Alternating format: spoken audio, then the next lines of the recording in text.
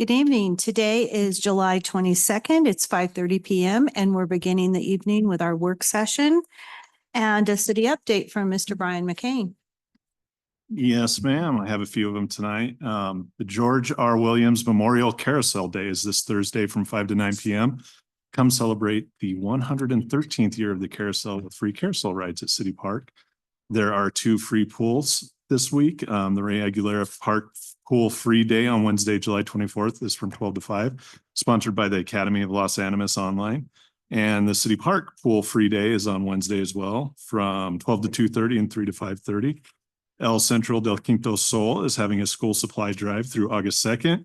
They are in need of glue sticks, dry erase and washable markers, scissors, colored pencils, spiral notebooks, highlighters, loose leaf paper, crayons, plastic folders, and the infamous number 2 pencils. Donate at their location or call 719-553-2949 or visit our website for more info. The Gridiron Heroes Youth Flag Football registration ends on Friday, August 2nd. The registration fee is $65 and the season is Saturday, September 7th through Saturday, October 12th. They're still looking for volunteer coaches for flag football. If you're interested in coaching a team, please call Parks and Rec at 719-553-2790.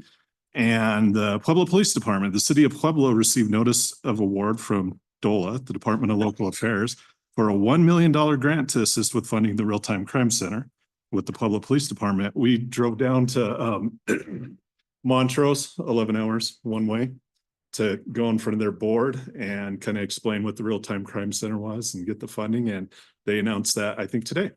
And Great. That concludes my update. Great. Anything from council?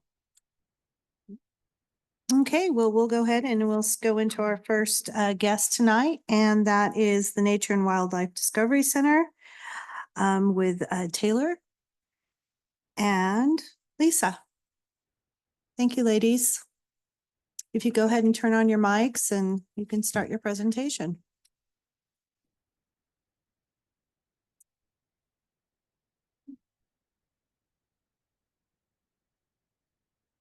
All right, wonderful. Well, thank you all for taking the time to meet with us tonight. My name is Taylor Driver. I'm the Executive Director with the Nature and Wildlife Discovery Center. And I'm Lisa Wachtel, and I'm currently the board chair. Thank you.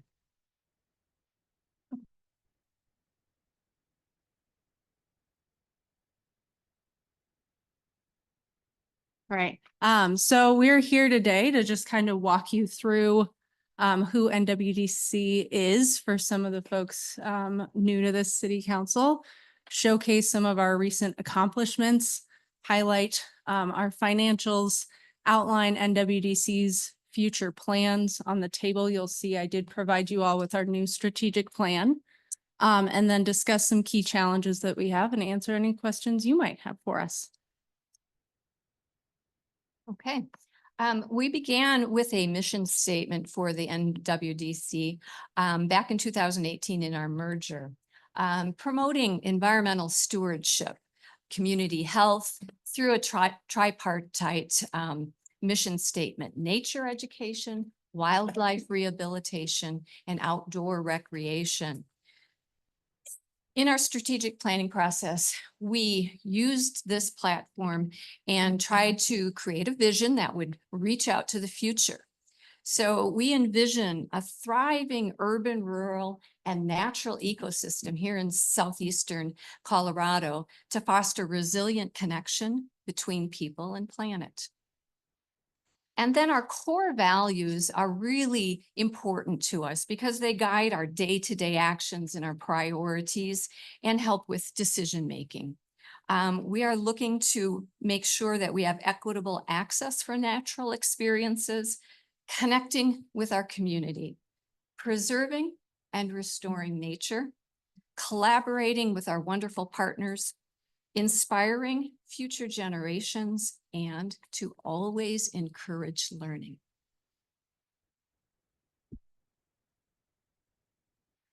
I wanted to share with you some of these beautiful pictures of our City of Pueblo Park at the Pueblo Mountain Park. Just a short drive and you'll be entering this park, a gem for our city. 611 acres, ponderosa pine, nestled up in the foothills of the Wet Mountains and adjoining San Isabel National Forest. We've got 100 years of history of visionary recreational park use and landscape architecture. And NWDC today continues to strive to steward this precious space for all of us. The Horseshoe Lodge, built by the Civilian Conservation Corps and finished by the Works Progress Administration in the 30s, and that awe-inspiring stone pavilion continue to host retreats, local annual events, family picnics, school-aged field studies, summer camps, and unique recreational activities for all. These historic buildings, in addition to the fire tower, ballpark, and the beautiful stonework along our roads, are some of the reasons the park is on the National Register of Historic Places. And our river campus on the banks of the Arkansas. The campus boasts a mile of riparian habitat next to shortgrass prairie. So whether it's the music of the flowing river, wind through those towering cottonwoods or blooming cactus, or gardens of native plants, this river campus is truly a family destination for all seasons and all ages. It's home to abundant waterfowl, and it's a place for fishing, hiking, bicycling on the beautiful paved trail, and access to all sorts of a host of water activities. We owe the current lodging to a visionary act in 1979 to the Arkansas Valley Audubon Society, where we have our current location. And this river campus greatly enriches the ability of NWDC to offer spectacular and diverse ecosystems as we have natural and cultural history education, family recreation, and wildlife conservation. Also on this campus is the Raptor Rehabilitation Center, beloved by so many since 1981. So for over 40 years, the Raptor Rehabilitation Center has been caring for injured, ill, and orphaned raptors. Around 16 resident birds, which we use as ambassadors for education, reside there, and outreach teaching thousands each year about the critical role of raptors and wildlife to everyone on our planet. This organization partners with many locals and specialists, offering high quality medical care and the rehabilitative care given to these raptors in our humble abodes is very exceptional. Our director, Diana Miller, with Lurch, a beloved ambassador, the turkey vulture. And if you're interested in learning more about turkeys, September 7th is Turkey Vulture Day. So you're all invited. This is staffed largely with volunteers, and the goal, whenever possible, is to rehabilitate wild raptors to be able to return them back to the wild. And as you can see, to be able to have a wild raptor fly out of your hands back into the wild is truly an experience that one will never forget. Right. So in 2023 alone, we had some pretty astounding accomplishments for our small little nonprofit. Over 12,000 people attended one of our environmental education programs, whether that was a bird of prey presentation, a guided hike, or our well-known education programs for District 60 fifth graders. Our fifth graders, our D60 fifth graders received 5 to 15 hours of environmental education and got to experience our river campus as well as our mountain campus, and even had birds of prey visit them in the classroom. So we're pretty proud of the numbers that we do each year. You'll see there's a substantial number value for the volunteers who dedicate their service to our Raptor Center, really helping us offset the cost of that incredible program.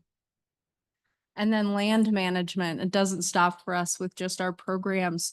We've really invested in the stewardship of our 2 campus locations that over the last couple years has focused a lot on fire mitigation, long overdue trail maintenance, and more. And that looked last year, almost $19,000 of volunteer labor, value. And so we engaged over almost 130 volunteers. And we keep hearing from more folks about their interest in volunteering with us, whether it's through our stewardship programs, our Raptor Care, or our environmental education opportunities. We also fostered wonderful program partners with new partners like our Southern Colorado Trail Builders, and rekindled old partners like with Volunteers for Outdoor Colorado and Mile High Youth Corps. So over the last 2 years, NWDC's management in these 2 properties has resulted in an almost $78,000 in grant funding for trail improvements alone. That was through a Colorado Parks and Wildlife non-motorized trails grant and a recent GOCO Conservation Service Corps grant. We have a strong partnership with the Beulah Fire Department, and that has resulted in NWDC and the Pueblo Mountain Park being written into 2 really substantial grants.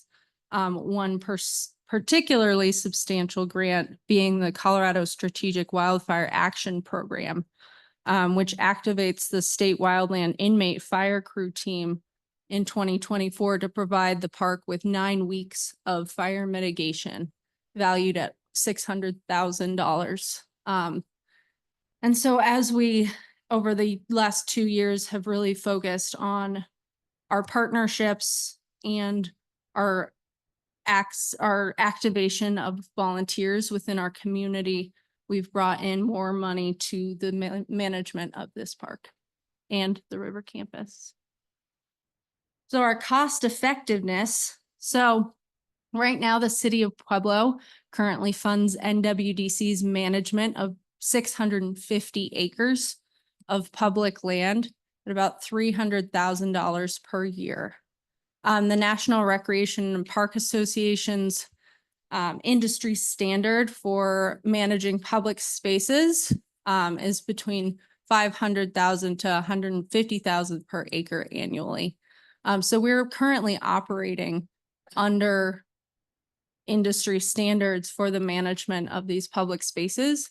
And you'll see that our revenue comes in at about 26% of our revenue is our city management contract, and our expenditures for our property management sits about 30% of our budget. For our future plans, we engaged for over a year working on a strategic plan, our first since the merger in 2018, engaging extensively with the community and facilitated by Civic Canopy. We focused on 4 major areas: land and facilities management. We want to make sure that we implement conservation and resource protections, maintain our facilities to a high degree, but observe environmental practices, creating a welcoming environment and expanding interpretive signing, and protecting the mountain campus in perpetuity. In our programs area, we're striving to be a statewide leader in offering environmental education. We want to promote cultural sensitivity and ecological literacy, strengthening our current partnerships and creating new partnerships to be able to offer enhanced programs, and engage in ongoing evaluation to be on a continual improvement model. Organizational health, we need to keep our organizational healthy by maintaining a good financial status and contractual strength. Reactivating a robust volunteer program to help in so many different areas. We want to make sure that our staff is high functioning and well supported, and implement cross-organizational learning to promote cultural of all of our organization that is welcoming to all of Pueblo. In communication, certainly enhancing our internal systems, external relations. We want to make sure that our brand and our offerings are known throughout the community and to overall increase awareness and access. So we are particularly happy to continue to partner with the city, particularly in the land and facilities management as we go forward with this rather ambitious 5-year strategic plan.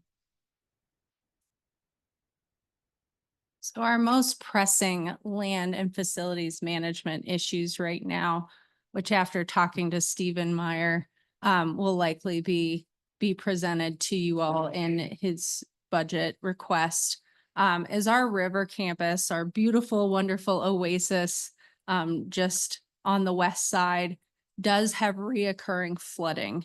And that poses a significant challenge to our operations.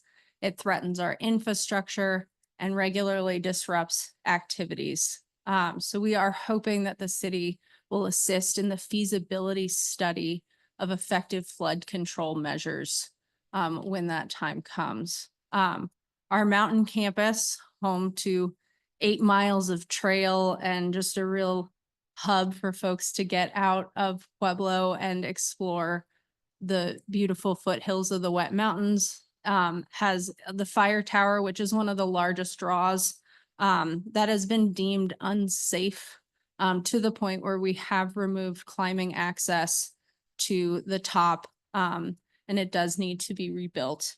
There is possible grant funding that we would be happy to support and go in with the city on creating through the State Historical Fund. It's been rebuilt in the past, and we think it would stand for a strong grant proposal in partnership with the city. And then the mountain parks, bridges and culverts have been listed on the City of Pueblo's capital improvement plan since 2017. Like Lisa said, many of those structures were built in the 1930s by the Civilian Conservation Corps and could use a look and some substantial support as we look at keeping our roads and our beautiful park safe and to maintain reliable access to the public. But overall, we are just so excited and continuing to invest in stewarding these two incredible properties and providing programmatic opportunities to the people of Pueblo and Southern Colorado. We know that the city sees the positive impacts of outdoor recreation on the economy. And so NWDC annually attracts approximately 15,000 participants, and that doesn't even count the thousands of additional visitors that use these facilities for their personal recreation. And we do enhance the Pueblo's appeal as a destination. When we look at the well-being of our community, access to outdoor recreation and nearby green space, has numerous studies have shown the impact that has on individuals' health and their both physical and mental, particularly our youth.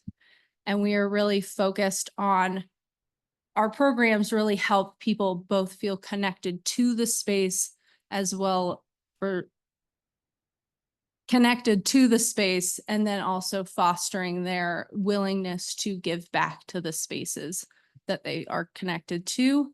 And so we hope that with the city's recent formation of the Pueblo Office of Outdoor Recreation, that we're to partner closely with this new role to really enhance these two gems for the community and anyone who visits Pueblo.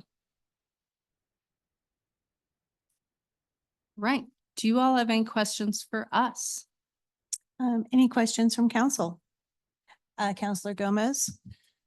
In reference to the, your volunteers and stuff, and I just looked up where there's like 20 other occupations if you're involved with animals, and I don't know if you guys are going on that road or not, but do you provide anything for college credit if somebody can join your and maybe get credit for volunteering with you or some kind of, because I said 20 different occupations, I would think somebody's looking at that. Yeah, so one of our partnerships that we've really deepened over the last couple years is with CSU Pueblo.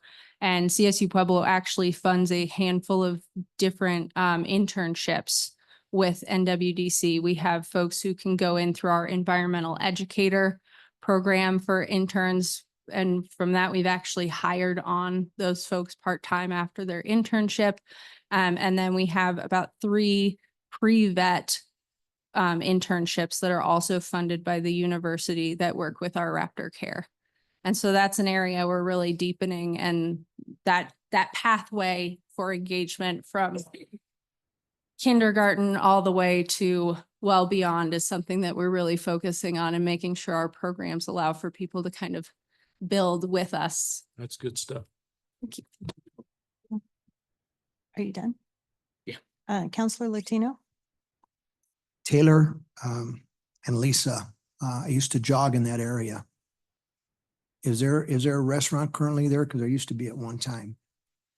There is no longer a restaurant at the River Campus location. That was closed down a number of years ago due to the viability of the restaurant. And I believe our contract with the city was actually amended to remove that as an option because it just was not. It was a very frequented place, I know.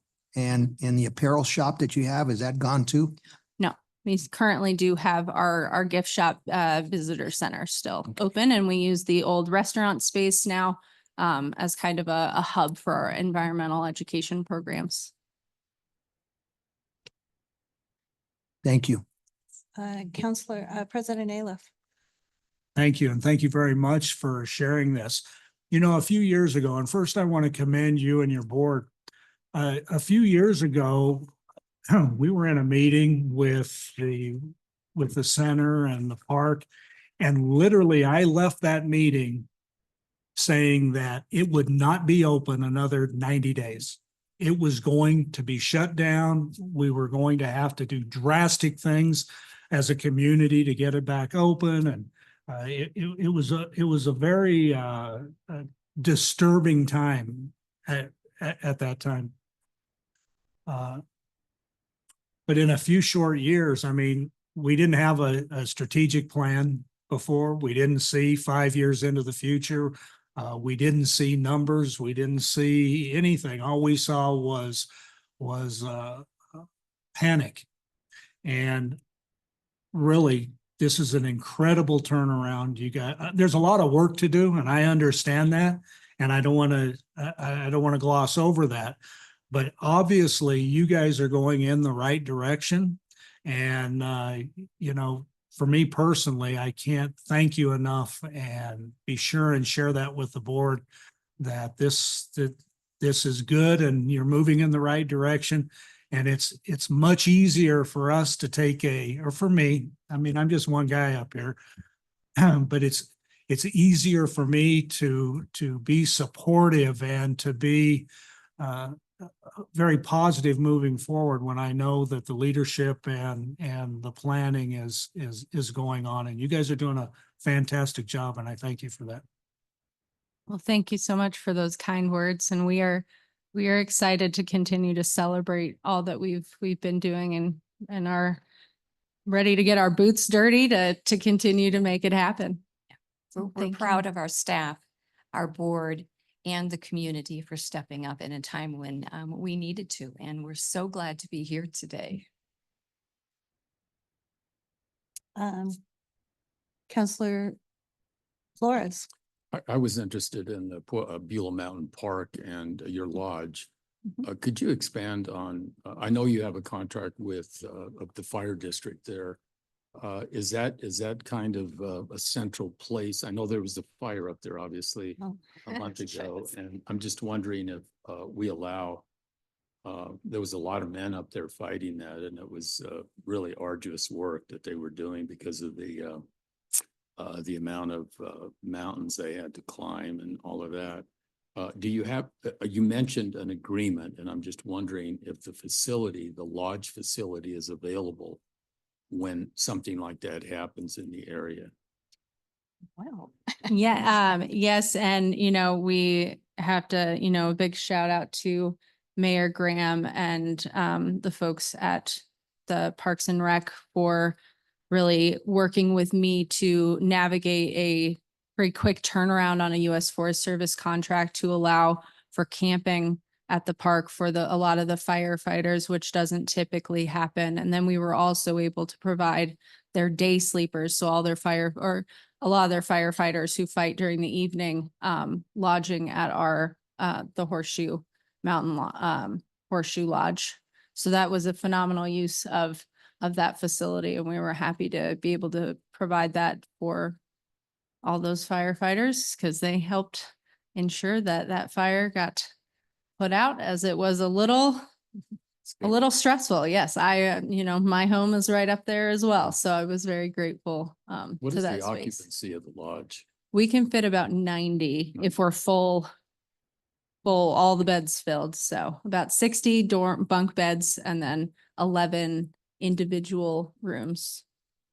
So when the fire people are not utilizing it, you do have other programs where you can have camps for kids, as I understand. Yes, so we do, we do summer camps. We have our Earth Studies, District 60. Some of those schools will come up for an overnight. We work with other organizations like 4-H who want to host events, their retreats, weddings, all. So the lodge is relatively used, especially during our summer months. I don't think we've had a weekend where there were not people staying in the lodge. I wanted to echo what President Aliff, we both served at the time that there was kind of a question mark what was happening, but your information being very open about what's going on, your strategic plan, your financial information, it does make it a lot easier, like President Aliff mentioned. So I appreciate that and thank you for the presentation. Thank you. Counselor Boston? Echoing a lot of what everybody else has said, I just want to thank you guys for the great work you guys do. It seems like you do a lot with very little. I remember when I was in 5th grade going through these programs, going on the field trips, seeing the birds, all that fun stuff. So it's great to hear that those things are still going on. I'm a very outdoorsy person myself, so I frequent the area. And I just think the work you guys do is great. And hopefully we can help you guys with some of this stuff to continue doing more in the future. Thank you. Oh, gosh, I hate to be the bearer of bad news, but I attended an event down at the Nature Center on 4th of July. And like your pictures show, it looks nothing like that. There's not a flower bed without weeds have dominated the flowers. I have the pictures on my phone because, the event holders knew that I was a city council person. And as I walked around the facility, which they had rented, the pavilion, it hadn't been power washed. There was dirt, grime everywhere. There were weeds everywhere. We've lost the playground up there. There were washouts through all the sidewalks. The people that stay there that you have opening up didn't come till 1 o'clock. The event started at 11. And so I took it to the mayor and to the chief of staff, and I said, what's going on? And they said it was contracted out. Who does the maintenance down there? Is it the City Parks and Rec Department maintains it for you? No, that is on us. All of the property maintenance is on us. We are limited especially when we get any type of flooding, which has unfortunately just increased with the shift in climate. And so when we get large flooding, we have limited heavy machinery to help kind of move things around. And so we do rely on our partnership with the Parks Department to help bring in skid loaders and things for kind of those more What about substantial the flooding weed events. control though? I mean, all the pavers had weeds coming through all the pavers, all the planters. There wasn't really one flower in place. There was no trimming. There was no cutting back of the bushes. There was absolutely no landscape care at all whatsoever. Those pictures do not depict what I have on my phone here from July 4th. And I was really disappointed because in my younger years, I used to walk that trail every day. And it's a beautiful piece of property. You know, it's a beautiful asset that the city has, and it was unrecognizable to me that day when I went down there. And I just, you know, I'm just being honest, because there's people watching this right now that go down there every day. And if they're seeing what I saw, they're looking at that going, that's not how it looks, because it's not how it looks. In fact, like I said, it was very unrecognizable to what I know it to be. So just letting you know that I know that, and I was really disappointed. And then they also charged them parking to park per person, per car that they had at their event. And we put out an ordinance recently that eliminated paid parking down there. In like, was it last year? So I don't believe that there was an actual ordinance that was put into place. It was more of a verbal agreement that occurred during the work session that city council would increase the funding Mhm. by the amount that the nature center typically collected in fees for the parking lot, which I believe was around 10,000. It's close, it is 20. We 20,000. receive about 18 to 20,000 from our parking revenue. And that was not in our initial request to the city for budget. Yeah, Ah. so it So wasn't, is this a it wasn't, discussion? it wasn't Never- increased during the meeting, and I believe the increase did take place in funding wise, but we would probably all have to go back and check the records to see what the official but I don't have any record of an ordinance or a resolution regarding that specifically. Yeah. Well, if I hadn't attended that event, I guess I wouldn't really have anything else to say tonight other than what I remember it to be. Counselor Gomez. Do you take advantage of anything like people that are community service, those kind of issues where you might be able to get some help in a controlled setting, or, you know, do you do anything like that?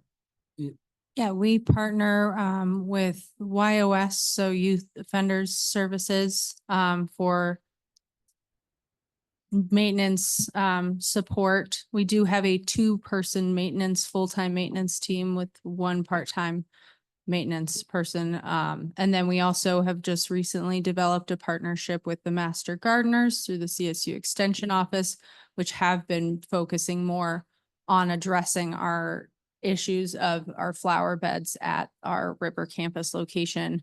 Those areas have our irrigation and things have been regularly decimated by the flooding that occurs in those spaces, making it much harder for us, along with our limited maintenance team, to keep up with the weeds. And I know fortunately this year, the grasshoppers also did us new services. But I do agree. And it is something that we have been trying to address more with those partnerships and opportunities for volunteers to bring those spaces back to where they can be. But it is also challenging for us with a limited budget to continue to invest in redoing all of our irrigation and things like that when it just gets ripped out more than once throughout the year through the flooding. But I am sorry to hear that your experience was not positive. And thank you for sharing that with us. And it is something that I will work on with my team to ensure that the experience of the visitors, especially those who rent our facilities, is more of a positive. Yeah, because even if you have to put new irrigation systems in and things like that, cleanliness is still says a lot rather than just complete overall neglect. So thank you, ladies. I'm not done. Oh, go ahead. Thank you.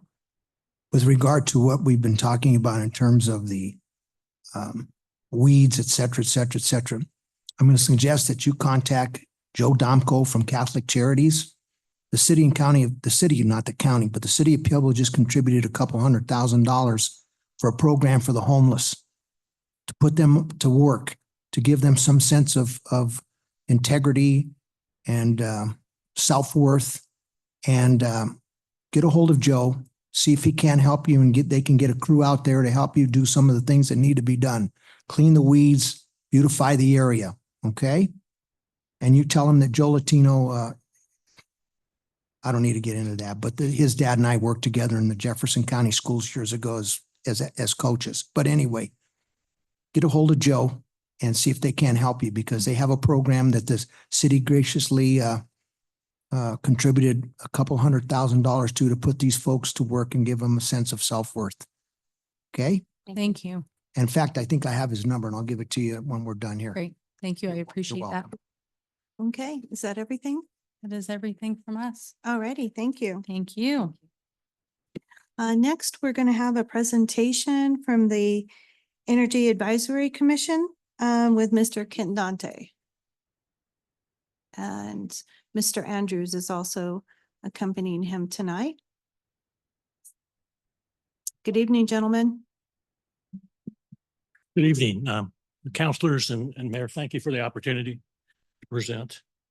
I'm Ken Dante. I'm the chairman of the Energy Advisory Commission. We have, I believe, 15 commissioners on that board, which is our limit by the bylaws we have. George is a city employee and he's helped an awful lot. A couple of years ago, we requested some help from the city, and the city hired George to help us, and he's done a great job. I think he's more than earned his salary in the grant opportunities he brought into the city. So I really I have to praise George's work, and we should make him a full-time employee. Let's go to the okay. Thank you. I'm not going to read this, but basically we were formed about 4 years ago to work on the initiative to do 100% renewable, because that's the cheapest source of energy, and also kind of work on energy issues around the city. So so one of the projects that we got started was the net zero fire stations. And I think this is going to be a tremendous asset for the city. The idea here is when you build these things, let's build them to be very energy efficient. That's going to save you money in the future. Not a lot of details here. The walls, the windows, the ceilings, you make it super energy efficient. Also, typically you do this in all electric mode, because you're gonna power that with behind the meter renewables. In this case, it's going to be solar. Now, they did bring a gas generator because they need that operational 24/7, and the battery systems today don't provide that. So you have to allocate a gas generator, so you still had gas. I'm going to do a segue into this. The other big project that we're working on, and Andrew Hayes in the last session last week, he talked about the energy performance contract. And I just wanted to say that this, what's going to happen is we're going to improve the energy efficiency of our buildings, but it's going to save money. You're going to do this in such a way where there's really no outcome. Now there was a request to fund this just in case we decided not to do it. But if you go forward, it's going to pay for itself. And I'll let George talk about this. Good evening, members of council. Yes, project CI 2423 budget's $125,000 for the energy performance contracting investment grade audit. We are currently between steps 2 and 3. We have issued the RFP and are in the process of evaluating the results to select the energy service company. This company will conduct the investment grade audit, followed by progress meetings. They will then submit the audit report and project proposals, leading to the implementation of the energy performance contract. There will be 3 years of measurement and verification to validate the energy savings afterwards. The scope of the investment grade audit will identify facility improvement measures, utility savings, fleet and fuel savings, eligible grants and rebates, and capital financing opportunities. We have selected the following buildings for the facilities audit based on square footage, energy use intensity, and known maintenance issues. On the right, you can see the kilowatt hours, gas therms, water usage, and yearly utility cost for these 25 buildings, totaling about $1.5 million annually, which represents approximately 1/3 of the city's buildings. We could do another round of funding to audit the remaining city-owned buildings, such as the zoo, the mountain park, airport hangars, pools, and additional fire stations. But these buildings were selected and are currently the highest energy consumers of the city. Now, taking a step back, but also looking forward, since 2010, the US has consumed about 4,000 terawatt hours of electricity annually. A recent report by Reuters indicates that new technologies like artificial intelligence, quantum computing, and electric vehicles will significantly increase the demand on the US power grid by 2030.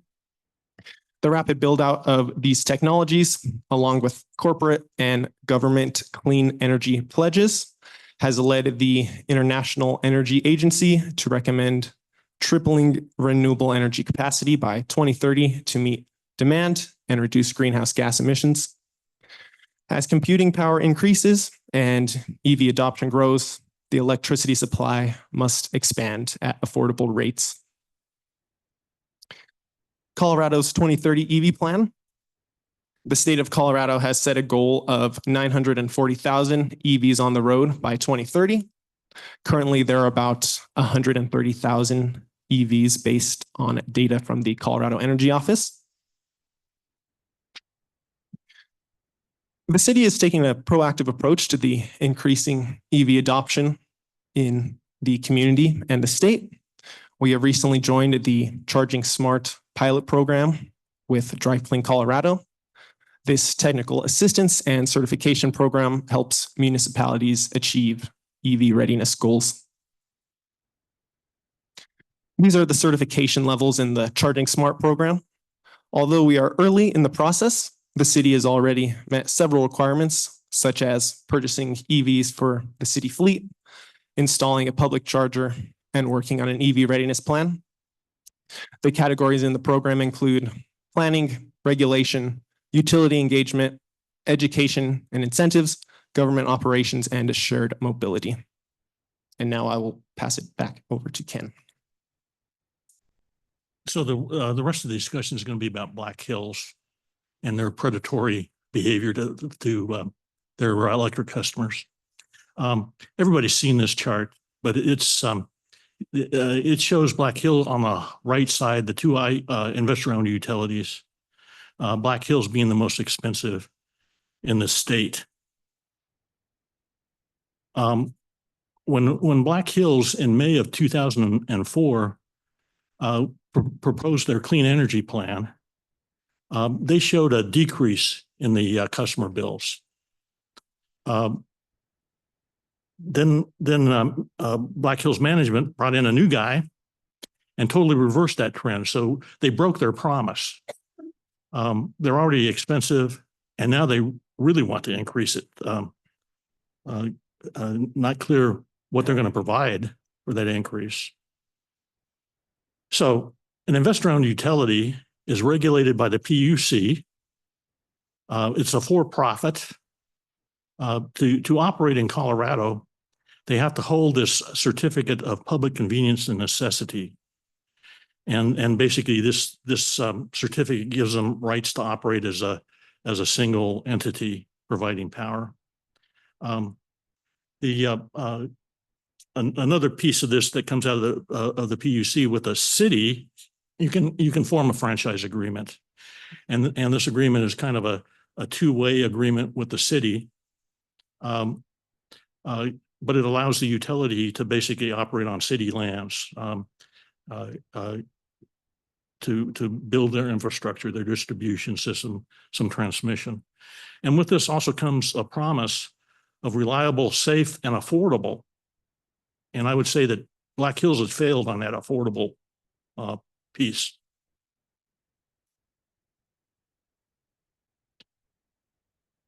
So Black Hills has a kind of a history in Pueblo of bringing executives in to make changes that, benefit their profits. They're a for-profit company. Pueblo is a disproportionately disadvantaged community, a low-income community with a high energy burden. I mean, the cost of electric power has been a major burden on most people, whether to buy food or to pay their electric bill.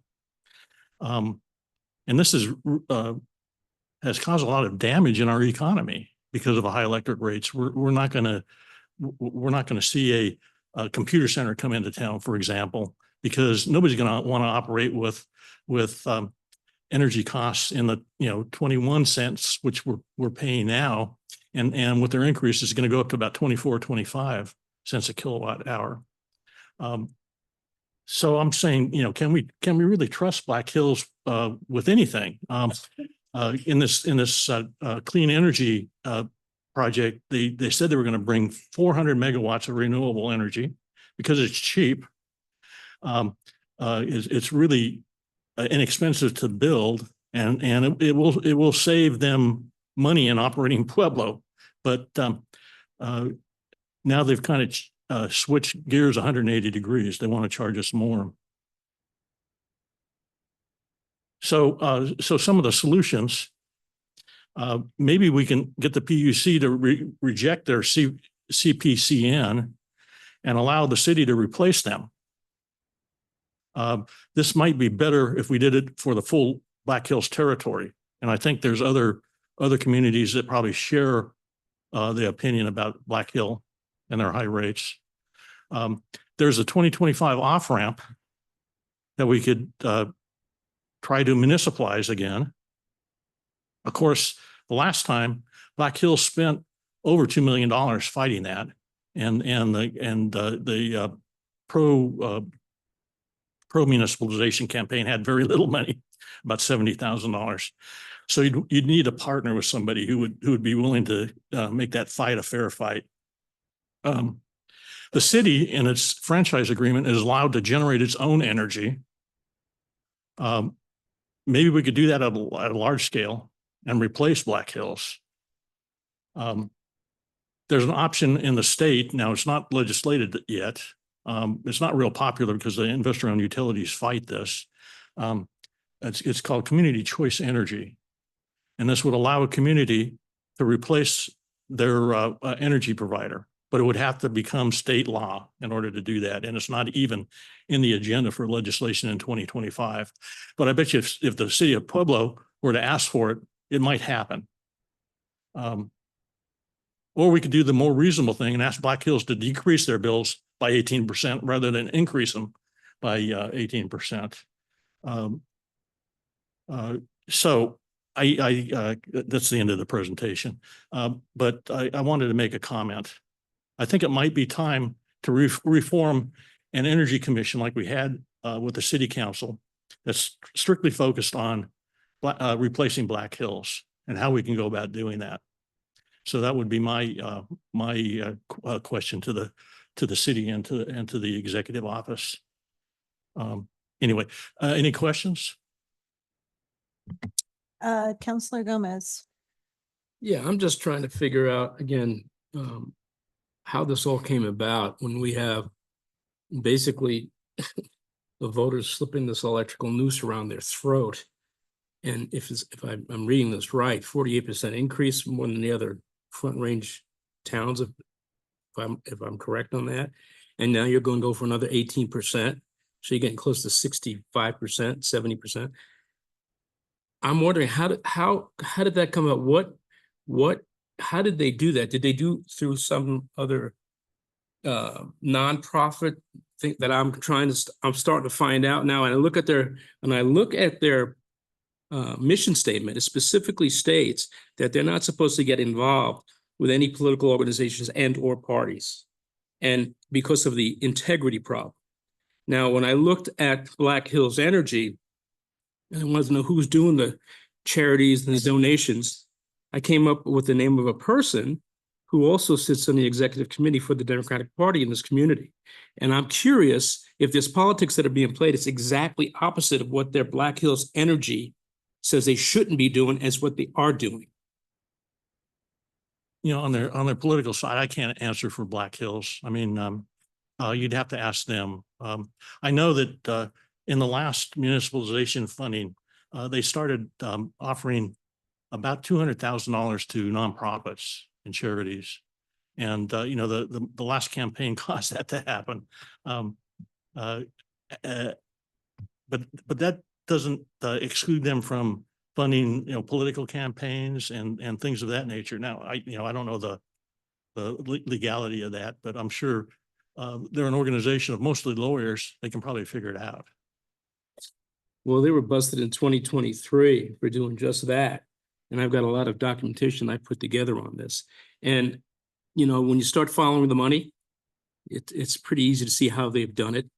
You know, you have a lot of these organizations that have their own constituent base around them, and support grows from that. And if you give out 10,000 here, 20,000 here, whatever it is, it's a game that's right in front of us, but it's all being hidden in the fact that they're giving so much. This is not a company that truly gives. No. It takes more than it gives. Yeah. I would make the statement that everything they give is in our bills. Okay.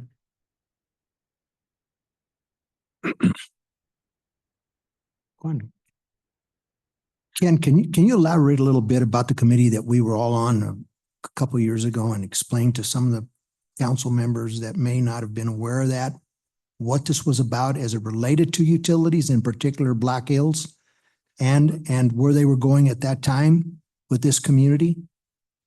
Yeah. So, you know, this was about 4 years ago, 4 or 5 Right. years ago. Thank right? you. It's the exact same behavior. They, you know, they brought a new executive in to ask for more money. Okay.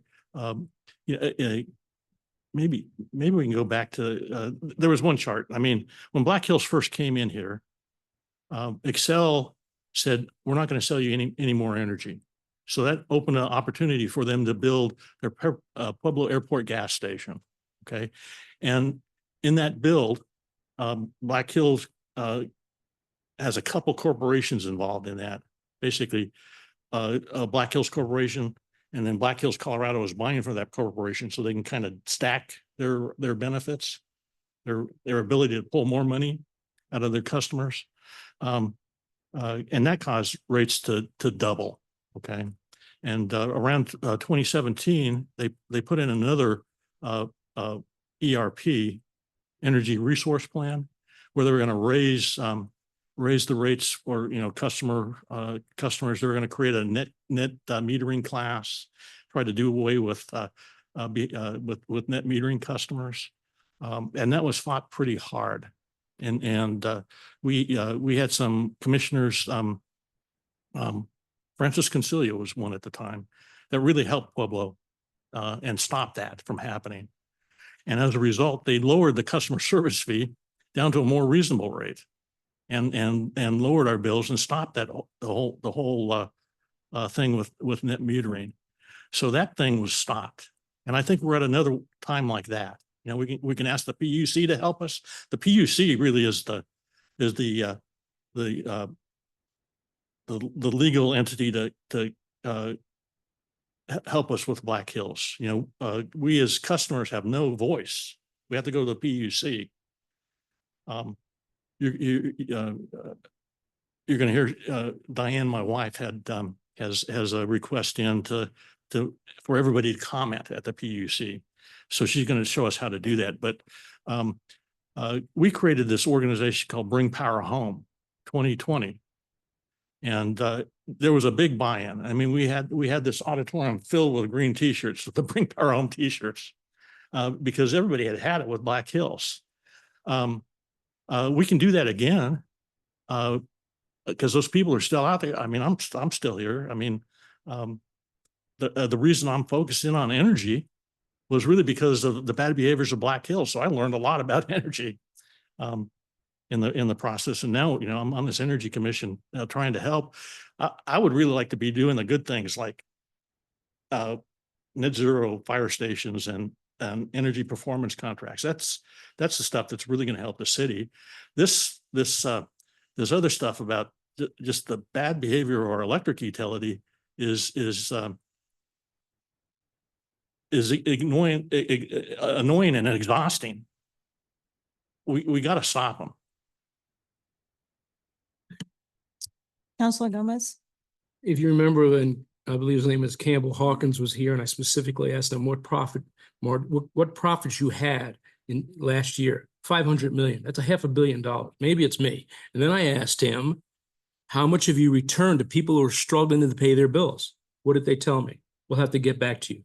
They haven't gotten back to me.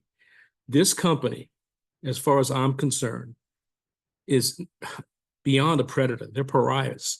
And when I start looking at the money and I start to see their history being sued, there's other cases now that I'm starting to uncover. And it's got Black Hills Energy's name all over it. So as far as I'm concerned, the sooner we get rid of them, the better off we are. Counselor Boston?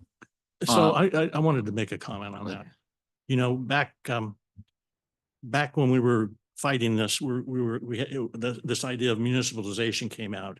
And at the time, Mayor Gradisharp, had a plan together that wasn't too popular with people. It was easy to shoot down that the water utility was going to do this because the water utility had funds to buy the infrastructure. That's why you did it that way.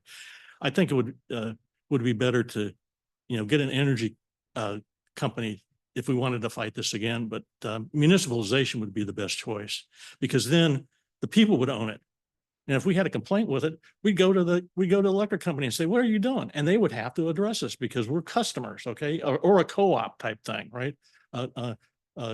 Local power, not for profit. Counselor Boston? Did you say there was a way that the community could get involved? Because I'm sure there's some people watching and they're concerned about what they can do to voice their concerns and where they would go and how they do that.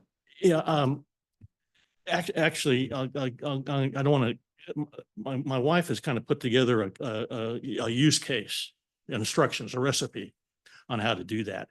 But the city on their website has a little place where you can click now, and it'll take you to the PUC comment section, and you can comment there. And I would, Diane has a nice little script about, you could cut and paste it and put it there, or you could just say, this is outrageous, stop it. We did have at our last Energy Commission, we had the UCA, a Utility Consumer Advisory person, who's part of the PUC organization. And, in his discussions, he thought this was outrageous, that what they're requesting is just crazy. It's like nobody has done this before. It makes no sense. And like Mr. Gomez says, that company is making a lot of money off of us.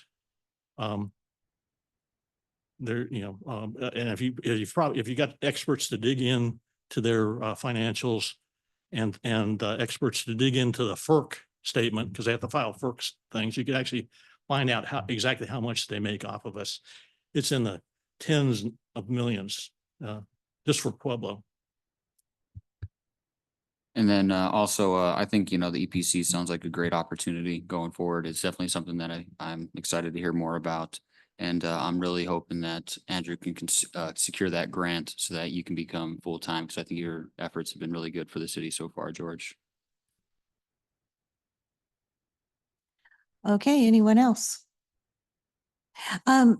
McCain, could you please reiterate what he's saying about the city website and the link that can be clicked and encourage citizens to give their opinions? Yep, just go to our website, www.pueblo.us, and then it should pop up right there. I'll have to look at where it's at, but I can more than happy on the next council meeting to walk through that too and provide that. So When is that deadline to have those comments in?